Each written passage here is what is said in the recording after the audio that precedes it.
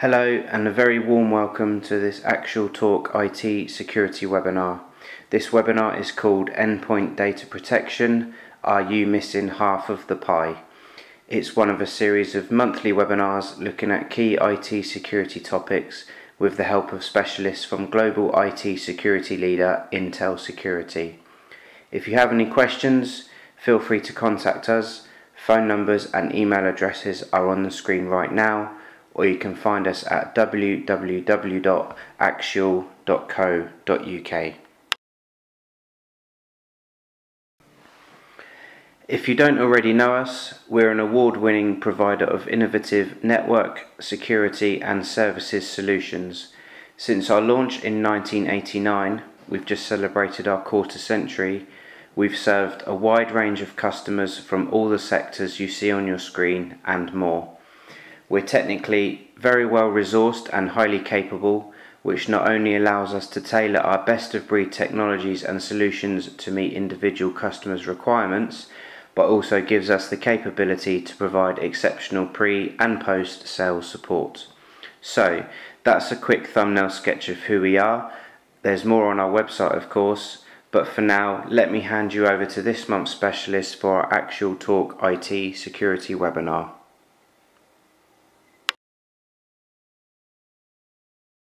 Okay.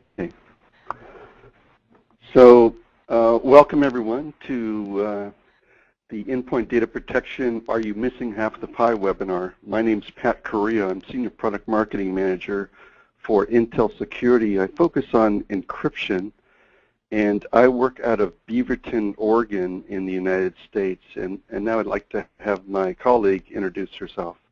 Oh, thank you. Good afternoon, everyone. My name is Cindy Chen. I'm a Senior Product Marketing Manager for the Intel Security, and currently I manage the DLP product line, and I'm based in Santa Clara in California in the United States. Okay. Yeah, thanks, Cindy.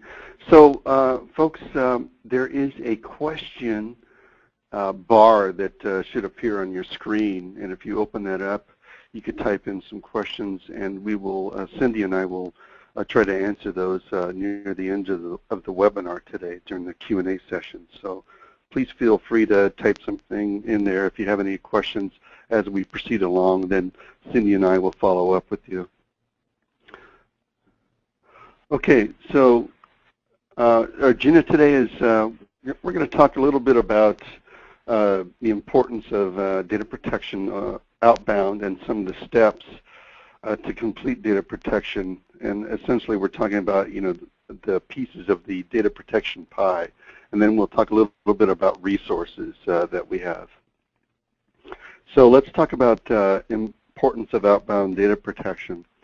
So the challenges you face in the business really is sort of varied, and really, the thought is that inbound protection alone is not enough. There's antivirus, firewall, and anti-malware. There's other things that happen in your business in just basically the day-to-day operations.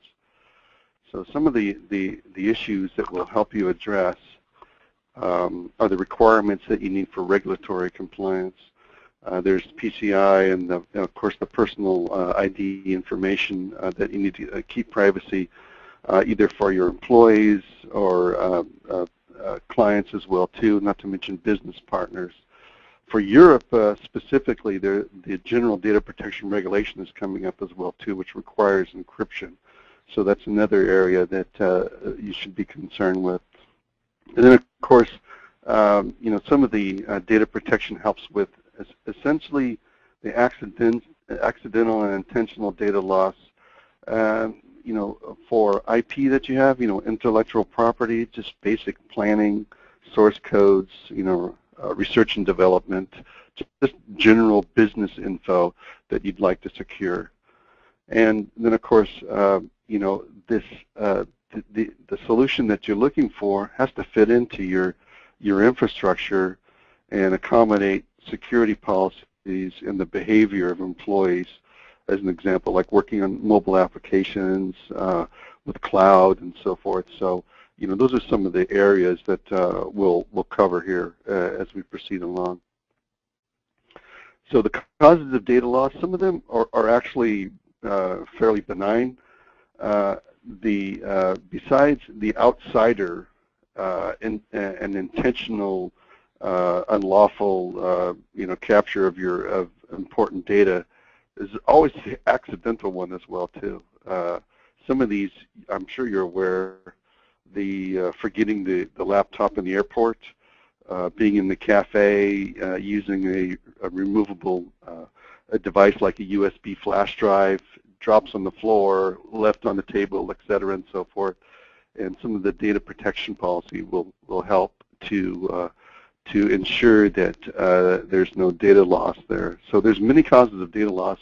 A lot of them, frankly, are coming from are somewhat friendly, meaning employees, and some of them are coming from externally as well too.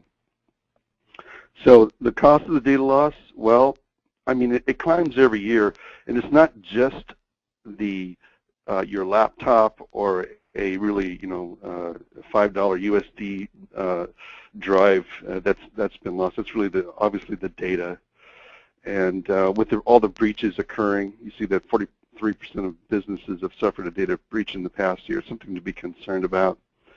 The cost associated with that, really, according to the Ponemon Institute, it's rather a large number that you see over there in the upper right. What really is involved is, determining if you actually lost any data, what kind of data it was, how do we prevent it again. So it's all pretty much associated, and that's essentially why you want to have some security policies and tools in place. If you look at how Verizon, the data report on physical theft and loss, they're essentially called one of the aspects of data protection security, meaning encryption, pretty much as close to a no-brainer solution as it gets. So some of the tools that you have are readily available, and they're fairly easy to implement as well too, to just basically prevent your business from incurring data loss, not to mention being budgeted for it as well too. So what are the sources of data loss? Essentially, what you're looking at is data in motion, data at rest, and data in use. The data in motion, some examples here would be like email, network traffic, IM chat, and so forth. Data at rest is typically what would be like on your hard drive or a file share, either on a desktop or a laptop. And then data in use is sort of what we mentioned before, which would be like a USB flash drive, printers, utilizing a cloud storage service like Box and so forth. So these are essentially the sources that could be a cause of the data loss, at least as far as the channels are concerned.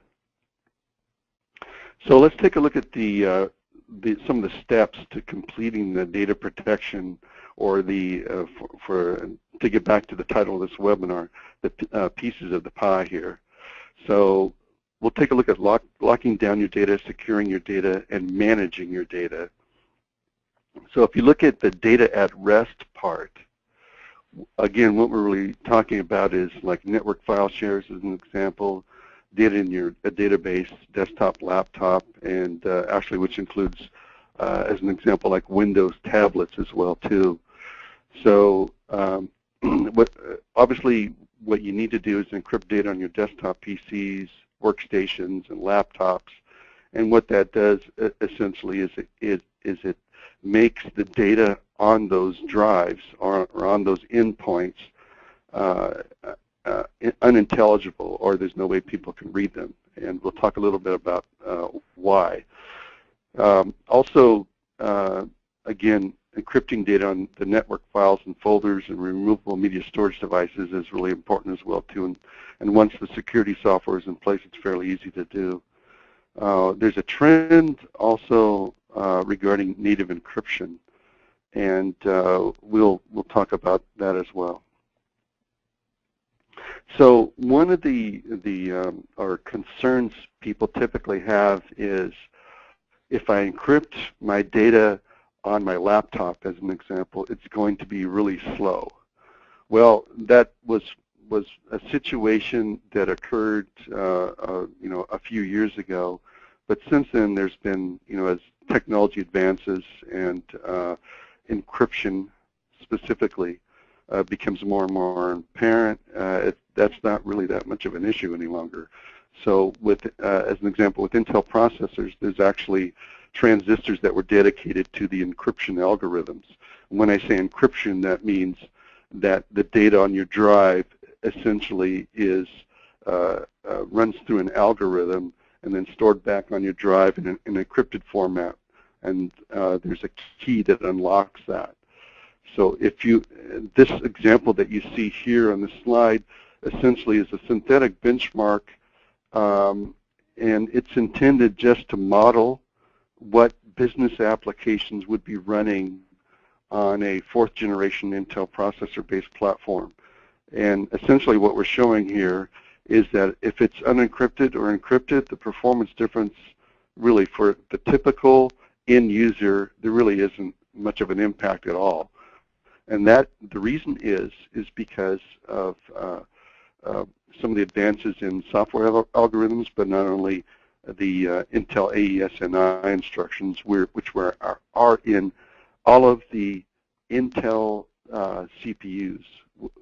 So essentially, if you get a laptop, like an HP or Lenovo or Dell system, they all have this running in there as far as the capability. And then the software that you get from a security vendor, just about all of the security vendors enable this AES-NI, which is stands for Advanced Encryption Standards. So essentially, it's a dedicated, it's like a turbo function to encryption. So bottom line, encryption runs very fast. Now, if you're looking at systems, generally speaking, either a Windows or a Mac type, a laptop or MacBook or a desktop, they typically come with different types of drives. Nowadays, you don't have to worry about it so much. So it doesn't matter if it's a solid-state drive, some of these self-encrypting drives, a drive type called Opal, which is a type of a self-encrypting drive, or the traditional hard disk drive. The software typically that you'd get from a security vendor is able to identify what type of drive it is and apply software or essentially not apply software if it's a self-encrypting drive, meaning the encryption is done on the drive itself. So it's very flexible, and it's done essentially automatically. The software typically detects what kind of system it is and puts software encryption on it or not. And both the software encryption and the hardware encryption run real fast. So if you're an end user, you're on your laptop, essentially you can't tell if your system is encrypted or not. It runs that fast, but certainly get the protection from it. And then this trend I mentioned essentially is native encryption. It's like, okay, what is native encryption? So if you look at a MacBook as an example, the OS X or OS X operating system comes with a software component called File Vault.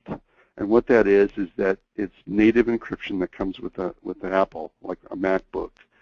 And we can manage that, or typically a security vendor would be able to manage that without applying the security vendor's own software. So that's called managing native encryption. So that's Apple. Microsoft or Windows essentially is the same thing.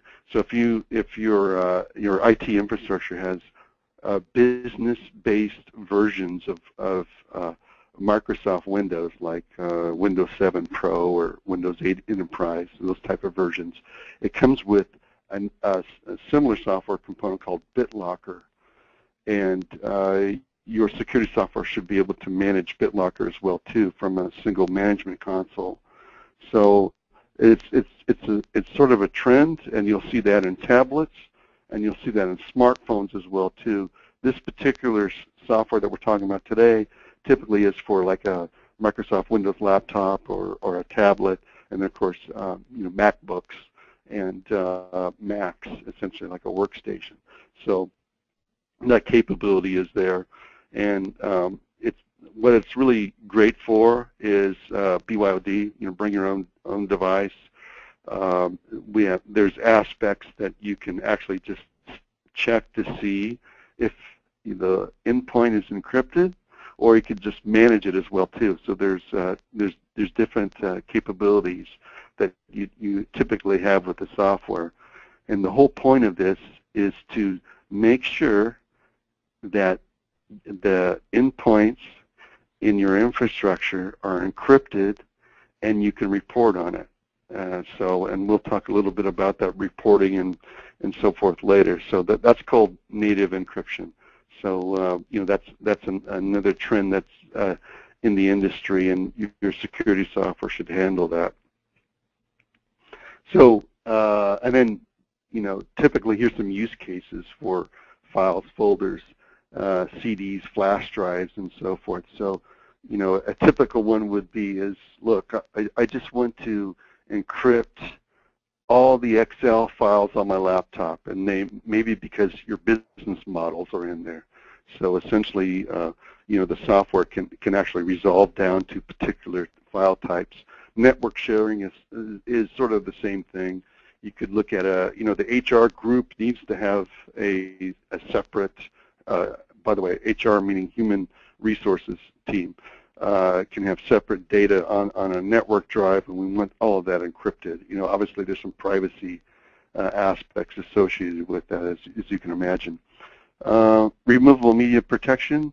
I have a USB flash drive, and I want to block writes to it, meaning if I'm at a terminal, or like if I'm in a virtual desktop workstation in a hospital, I can actually block data going to USB flash drives, because I don't want those to be essentially data in use or data in motion. So that's another one. And then of course, typically most of the security vendor software has encrypted email. So if you wanted to send information to a partner, you can actually just put it in. It's almost like a zip file, and you can email that, and the recipient at the other end does not actually need to have any of the software. They just need to have a password which you could send in a separate mail. So these are some of the use cases for file folders, CDs, flash drives.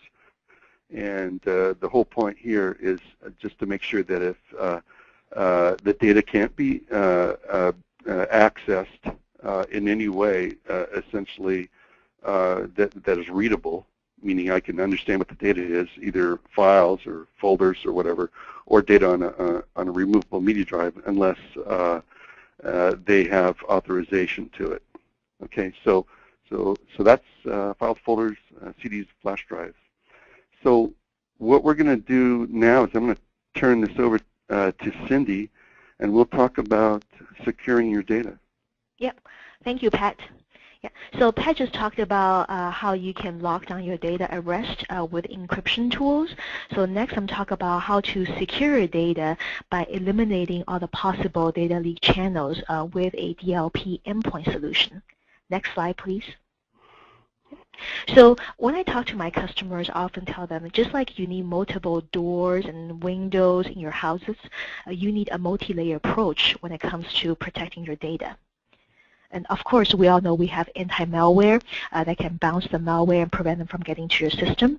And then once a malware or threat is in your system, we have technology such as sandboxing to study and monitor the threat. But if both of those strategies fail, if you have a good data loss prevention solution in place, you can prevent cyber criminals or malicious insiders from taking data out of your organization. Right now, it's not about if you got hacked, given all the current cyber landscape, it's when you got hacked, what do you do, right? Don't make it easy for someone to take data out of your environment. So what we're looking here right now is about how to secure your data in motion and data in use. And every day, we'll have employees doing day-to-day activities such as outbound email, posting documents to the cloud, web hosting, or even, just doing a clipboard, a screen snap, all type of activities, or even printing to printers or download information onto a USB device. So when you have a good DLP endpoint solution installed on your endpoints, and you can secure data by eliminating all channels of data loss. Pretty much you are monitoring any of the risky employee behaviors at the endpoint from every single angle, whether it's printing or email. And later I have some really great use cases to show you how we can eliminate and also educate the end users if they were to do something that's not part of the process. And as Pat mentioned earlier, other than cyber criminals, we also have some insider threat. Those could be just well-intentioned employees making mistakes, or they could be malicious insiders purposely want to take information out to a competitor. Right, especially I have some customers coming to me after they plan to do a major layoff. They were concerned about employees, unhappy employees leaving and taking a lot of the confidential data with them when they leave the company. And last but not least, sometimes it could be just have a broken business process and you're not aware, for example, you have a certain channel that's open that's not being monitored or enforced. One great thing of installing DLP endpoint on all your devices is that not only it can monitor all those risky employee behaviors, preventing sensitive data from leaving your organization, but also it creates a great end-user security awareness and education. I think by now, most of your employees probably understand not to open the email from someone they don't know and not to click on a link that looks suspicious. But how about sending email out to a partner, to an outside source, or downloading a piece of information onto USB? If it's not encrypted, can you allow that? And so by having a comprehensive DLP endpoint solution installed, not only it prevents data loss, but also creates some bite-sized education for your end users, which I will illustrate in the next couple of use case examples. Next slide, please. Okay, so here is a great use case to prevent data leak via outbound email. This is about regulatory compliance. So over here we have a Dr. Clooney. And today he happened to be working from home, and he couldn't have access to the hospital's network. Right? It could be Dr. Clooney, who's just trying to do some work from home. It could be someone who's trying to pretend to be Dr. Clooney and send an email to the nurse that's at the hospital asking that, hey, can you email me or email the patient information so I can work from home. Next slide, please. Yeah, that's great. Yep. So and click next, please. Oh, great. So Nurse Joshua is trying to respond to this email. He's very urgent to help Dr. Clooney by sending out this information, not encrypted, and just directly via the email to the Dr. Clooney's Gmail account. And in this case, they have a DLP endpoint agent installed on Nurse Joshua's laptop. And then when Josh was trying to send this outbound email with this attachment that has lots of patient information, it was able to scan it and catch it. And then what it does is it not only block it, but also pop up a little email and tell him that, hey, Joshua, we noticed that you're trying to attach to the outbound email something that's very confidential, and it violates the compliance. Please go to this website and learn about it. Okay, that you can see that not only it monitors the data that's coming out, but also have some bite-sized education. Okay, next slide, please. Okay, thank you. And then here's another example of how you prevent unauthorized USB access. Next, click, please. Okay, one more. Great, thank you. So this one is actually using a pop-up to provide the violator or the user of what's really going on. So as you can see that someone's trying to download some patient information onto a removable device like a USB, and the information is not encrypted. So this pop-up will actually give them a choice and said that, do you have a legitimate business reason to send out this information or download this information to the USB? If they do, they can enter a release code. If not, they can click on the company policy, which in the pop-up they see in the middle of lower screen to understand a little bit about what this company policy is.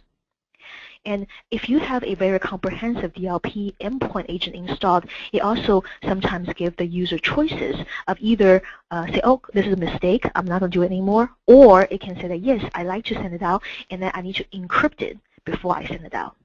And it will actually force the data to be encrypted before it can be downloaded to the USB. So this is just another example of how to prevent unauthorized USB access. Next, please. Another one, please. Click. One more. Great, thank you. Yeah, so here's just a very interesting example of data loss prevention via the web posting on social media. These days, pretty much everybody is on Facebook. This example shows that an engineer who's working on a special project called Cyclone and was very excited to share this information with his buddies on Facebook. And then if your DLP endpoint solution has some type of a web protection rule, a filter by URL, it'll look for www.facebook.com, and then it'll filter for keywords. So this detection actually found out that someone's trying to post the keyword that's very sensitive on the Facebook URL, and actually a justification pop-up. Again, it's not only monitor the information, but also provide education for the violators or the user. And it asks them to type in a justification type. Is there a legitimate business reason for you to share this sensitive keyword outside the company posted on the website? Right. So here's another way of blocking web posting of sensitive information. Next, please. Again, click, please. Thank you. Yeah. So these days, if you have a malicious insider, they're getting very smart every day. Sometimes they know that they cannot copy the entire document out, either down to a USB or via outbound email to like an outside email address.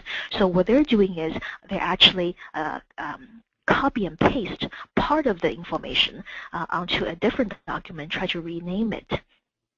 And if you have a DLP endpoint solution installed and it has this capability, it can also prevent unauthorized copy and paste. So in this case, someone's trying to copy some source code and rename it into a different file. And because this file is protected, even partial documents protected, it'll pop up a warning and say that copy and paste has been protected by a DLP agent. And you cannot do that. Next, please. Okay, great, thank you. So, and then, if you have a comprehensive DLP endpoint solution, it not just block the copy and paste, but also can block screen capture. So, for example, if you have a design, an intellectual property, has some drawings, someone's trying to take a screenshot and then try to save it in a different file, send it out, it will also block it. And last but not least, these days everyone will use some sort of cloud, whether it's a private cloud or public cloud. And your DLP endpoint solution should have a very comprehensive cloud scanning solution, at least, for example, when someone's trying to upload sensitive information up to the cloud, your desktop should be able to scan it and look for sensitive information, and if needed, blocking it from being posted onto the cloud. Okay, so these are just some of the examples of how you can leverage a DLP endpoint as a part of your data protection solution to eliminate and monitor all those possible sources of data leak. And again, it's not just monitoring, protecting your data, but most importantly, it's providing your employees some bite-sized educations to increase overall security culture and then to strengthen your security posture. Okay, so after we talked about lockdown data, secure data, now I'm talking about managing your data. Next slide, please. Okay, so we all know as the company grows, as we strengthen our security posture, we're adding more and more security products and solutions into the company's environment. And many times you might find out that you end up with a lot of disjointed, multiple products that all require separate consoles to install and monitor and remediate. And so to make your data protection policy management easy, we highly recommend you have a centrally managed console that can easily help you deploy those endpoint agents for data protection onto all your employee desktops and laptops and devices, and also a centralized area for you to manage those day-to-day security policies and to respond appropriately when an incident happens. So over here, we'll see that if you have a single console, single agent, you can easily deploy the DLP agent, for example, or endpoint encryption agent onto all your desktops and laptops and devices. And not only that, but you also can manage when something happens, right? So you might have lots of incident responses coming in, or you might have some false positives. It is really convenient if you have a single consolidated area and source to respond to those incidents assigned to proper workflows and case management. And this way, not only you can eliminate and reduce the time of your day-to-day data protection policy management, also save time and resources and TCO in the long run. Okay, next please. So we briefly touched upon all the 3 steps: locking down your data, secure data, and easily manage your data. Now I'm actually going to hand it back to Pat so you can talk about how some of the latest McAfee data protection suites tying everything together. Okay, thanks, Cindy. Yeah, so let's take a look at what Intel Security offers through the McAfee Complete Data Protection Suites. And if you look over to the left on the screen, there's actually 2 suites. So Cindy was talking about data loss prevention. That's what DLP stands for. So there's what we call a Complete Data Protection Advanced Suite. It has data loss prevention, endpoint, and device control.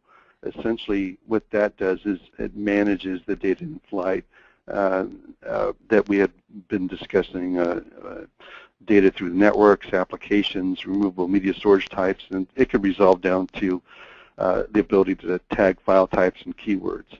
So our advanced suite has that those 2 software components in it. What's common to both of these suites, though, are the remaining boxes that you see here. Driver encryption typically is the encryption that is created for Windows type platforms. It's enterprise-grade drive encryption for laptops, desktop PCs. It's very flexible. We've been doing this for like 20 years, essentially. And so it has a lot of features and capabilities that companies in the enterprise typically would require, as well as features to help reduce total cost of ownership. The third box down is this management of native encryption that we just mentioned, and again, that's for File Vault on Apple Macs, and then it's also for the native encryption that comes as well too with Windows PCs called BitLocker. The Windows PCs are referring to need a Windows business version, as I mentioned, Windows 7 Pro as an example.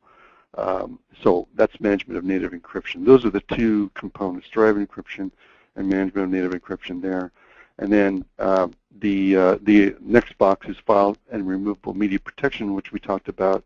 Really, that's oriented toward files, folders, CDs, DVDs, and flash drives. The one component that we haven't talked about yet is EPO Deep Command, and you may be familiar with a particular platform type. It's more of a premium for the enterprise. It's called Intel vPro, and those are PCs that have Intel's active management technology on them. And the key there is that we have software that enables that capability to do specific use cases like remotely repair, remediate vPro PCs. We can reset passwords. We can do we can wake up the endpoints and do software patches. And there's essentially other use cases as well too. And that's what we call the software for EPO Deep Command. And that's really oriented toward Intel vPro-based platforms. The last box here that's available in both of the suites is our Endpoint Assistant app. And to make a long story short, what you would do is if you have a laptop that's encrypted with our driver encryption software, you can pair your smartphone to that laptop. So it's paired specifically and unique to your laptop. And if you forget your password, for driver encryption, you don't need to call the help desk. You don't need to be connected. You can just basically do a challenge with your Endpoint Assistant app on your Android or your iPhone with your laptop, and then gain access that way. So you could be on an airplane. It could be 2 minutes before an important meeting, and if you forgot your password, you can recover it as fast as 60 seconds. So it's really kind of a neat assistant, a neat application. And the Endpoint Assistant app, it's on Google Play and Apple App Store as well too. So that's the complete data protection suites, the advanced and the basic suite that's offered by Intel Security. So you may be wondering, it's like, okay, great, there's all the software, so how is it deployed? From a Intel Security perspective, we have a management console called ePolicy Orchestrator, or EPO for short. And essentially all of the software that Intel Security has with the McAfee components is deployed through EPO. And the way this works is a simple example would be if I have a laptop, we first put out a McAfee agent to the specific laptop, and then the software components that your IT department needs, wants, requires to make sure that your security policies are implemented is essentially just deployed. The McAfee agent, when your laptop is running, simply is the communication between your laptop, as an example, and the console. So the software's been deployed on millions and millions of nodes, and it pretty much works all the same way.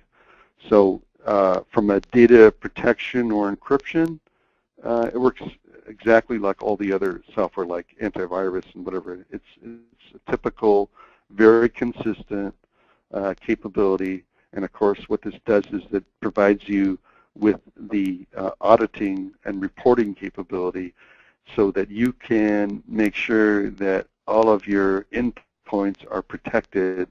So there's dashboards up on the screen that shows you what's protected, what's not protected, and then the IT admin can take action from that point on. So that's what we call central management by ePolicy Orchestrator. And it all works the same way, and it's very consistent, and it only takes one console to do all the security software for any specific endpoint. Okay, so we talked about locking down your data with encryption, securing your data with data loss prevention endpoint, and then managing your data via EPO. So let's take a look at where what are some of the resources that you might be interested in.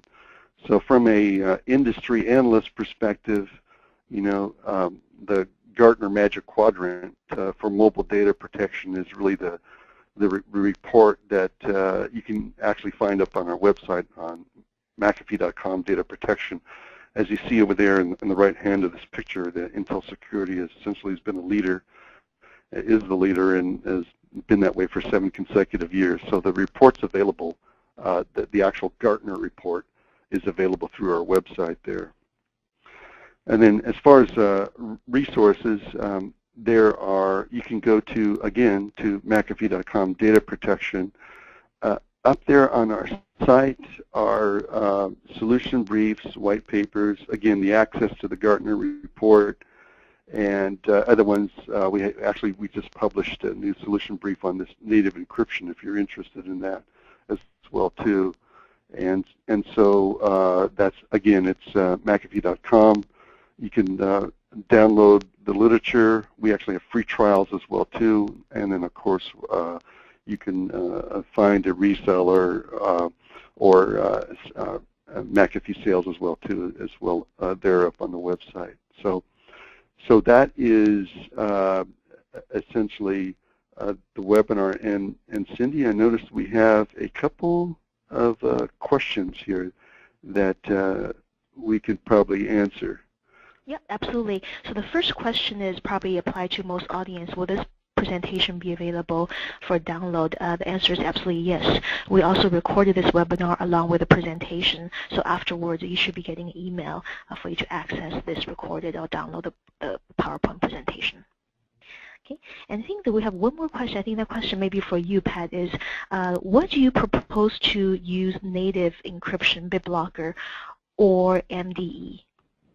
Yeah, so when we went through the slides that were talking about encryption, essentially drive encryption, or MDE as it's known, or if you may have heard the term full disk encryption, that we've been, McAfee has been essentially developing and marketing drive encryption for almost like 20 years, and it's enterprise grade, meaning it's very flexible, and it's quite capable, has a lot of different features, and it's just basically about everything you need that you would want to have as far as feature capabilities and to ensure all your security policies are there.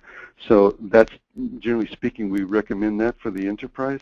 However, with the advent of native encryption, there are some companies that really just want essentially the compliance checkoff, meaning I just want to know if that endpoint is encrypted or not, or look at, or another example would be is look, I just purchased a company, they're on BitLocker, how can I manage that?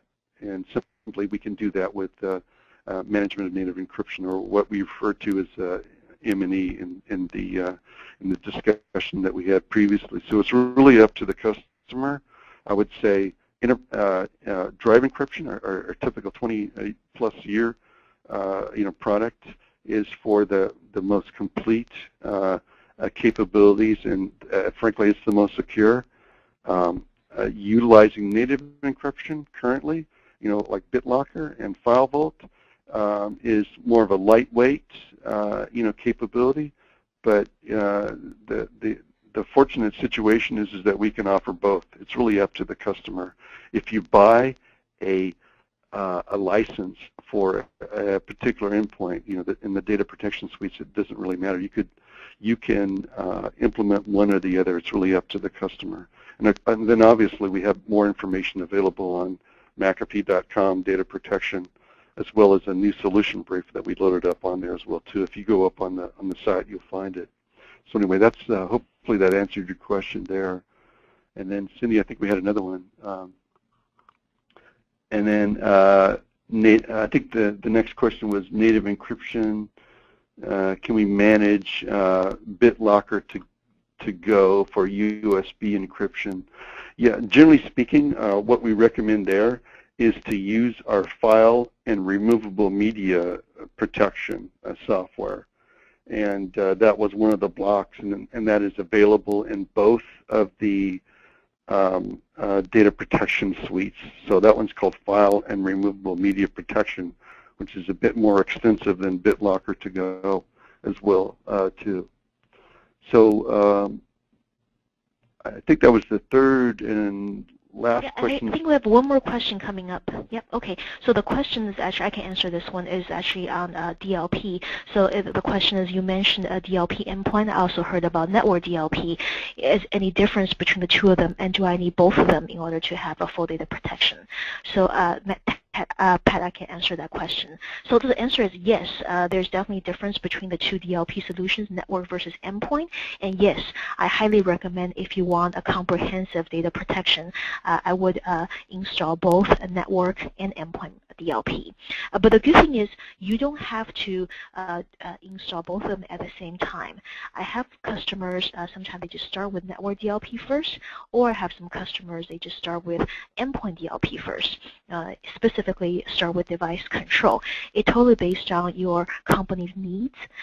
So the good thing with network DLP is, when you install it, it is invisible and transparent to your end users, because you are doing all the filtering and scanning at the network level. Usually, the IT administrator manage that without impacting day-to-day of the end users. And network DLP is good because if you have a lot of different devices and you can't always get to all the devices by installing the endpoint agent on them, then you can centrally manage and control and scan for sensitive file at the network level. Or if you have lots of different mobile devices with different operating systems, you can control the VPN level. But the advantage of endpoint data protection, as I mentioned before, is very comprehensive. You can actually eliminate a lot of the data loss channels by addressing the day-to-day employee behavior, such as emailing, web posting, posting in the cloud, or even printing. It also, if you have a comprehensive DLP endpoint protection, not only it protects the physical server desktop, but also if you have a virtual environment, you have multiple sessions and stuff, the DLP endpoint can also protect that too.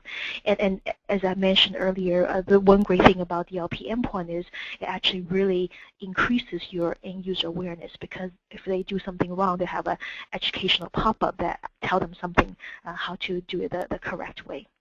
So yes, you can start with either, but it's great to have both, so you're covered. Okay. I feel like we have another question coming up. Okay. Hello, is DLP compatible with all email clients? The answer is yes. So if you choose a network DLP, the solution, it is pretty much a virtual appliance or software that's installed in parallel with any email gateway. So it doesn't matter if you have a Exchange or Lotus email application. Yeah. And same thing with the DLP endpoint. I don't think it's specific to a certain email application.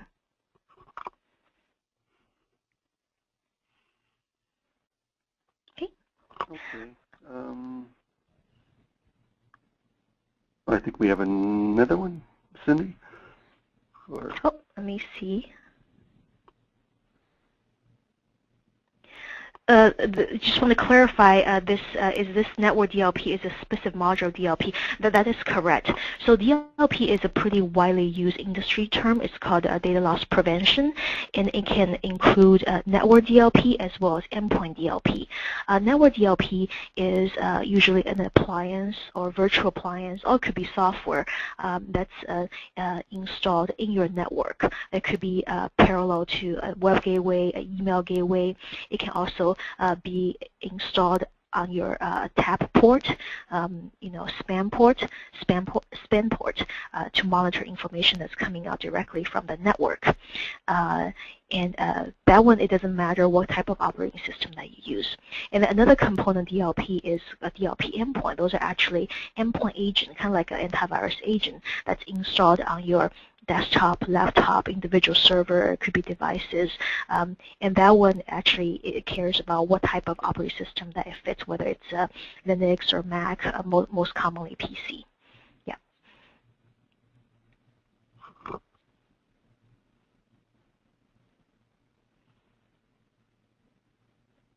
Okay. there may be some more questions coming. I'm not quite sure. Mm-hmm.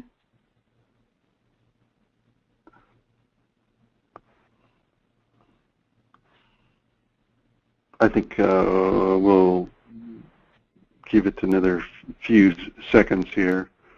Yep. Yeah, I think this question the person's asking is the DLP endpoint DLP network coming together? I think maybe this customer are pretty familiar with McAfee's DLP solution. Yes, up to this point, we have two separate solutions, network DLP and DLP endpoint. And then we all know that DLP endpoint, McAfee DLP endpoint can today be managed by EPO. And then we are making great progress of unifying them. So soon when you are managing from EPO, you can natively manage both DLP endpoint and network DLP together, and manage the policy together, and manage the incident together. So we're making great progress towards the unified DLP.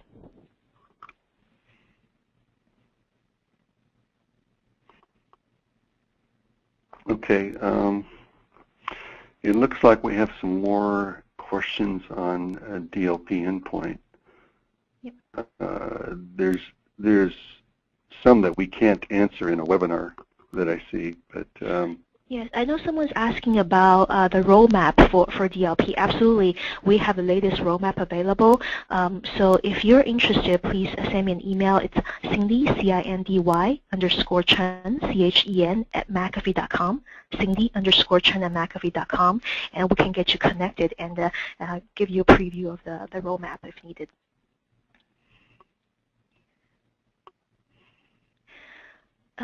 So this question actually maybe it's also for you, Pat. This customer wants to protect sensitive information hosted in a virtual environment. Would they be able to encrypt the data on the virtual machine? yeah, generally speaking, right now we have data protection for the endpoints, and as far as the so the virtual machines are they typically are running on the server. When we're protecting like a VDI terminal, as an example, we actually have the software loaded on a server, and it's protecting the VDI client itself. Like Citrix Zen Desktop would be the specific example, and that would enable data from being transferred from, as an example, like to a USB drive. That's protection that we have there at the moment.